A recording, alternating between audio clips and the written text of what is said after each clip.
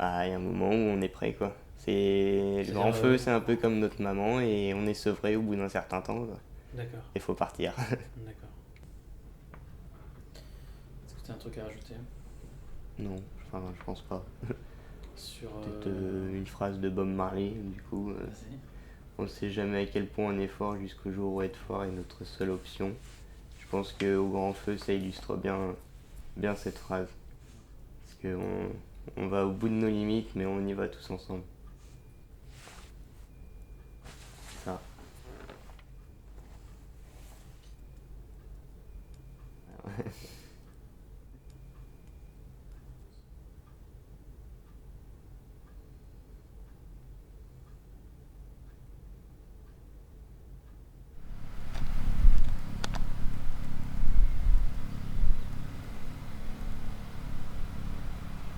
Je marche.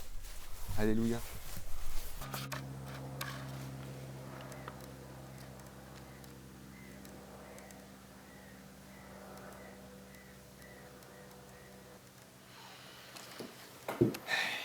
At home, Yes. ma maison. Qui fait bon de retourner chez soi quand on a passé du temps au grand feu en interne, quoi. Bon, j'ai pété un plomb à un moment donné, quoi. Parce que c'est vrai que entre le boulot que j'ai quand même gardé contact, parce que quand on a une entreprise, j'allais pas tout laisser à mon associé, donc j'essaye de le soulager. Entre ça, entre la vie au grand feu, où en fin de compte, tu es quand même dans un microcosme, donc tu te referais des amis avec avec les soucis des uns et des autres, qu'on se confie, ou quand ça va pas. La vie de famille, qui est vraiment très disparate, et où tu t'aperçois que t'es un petit peu largué en fait quand même, hein. Entre la petite qui est très demandeuse parce que 3 ans et demi, elle veut son papa, ce qui paraît tout à fait normal, et le grand qui lui au collège commence un peu pas faire n'importe quoi, mais c'est le collège, quoi. Et puis à un moment donné, moi j'ai pété un plomb, j'ai envoyé chier un peu tout le monde, et même au grand feu, quoi. Et c'est là que j'ai dit voilà, c'est plus possible, faut qu'on trouve une solution, quoi.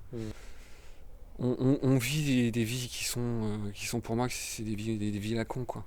On brûle les états, on profite pas de la vie en fait. On subit la société.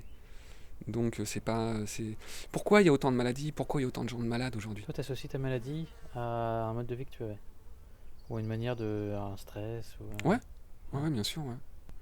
Donc c'est vrai que ces passages-là, ça permet de prendre un peu de recul.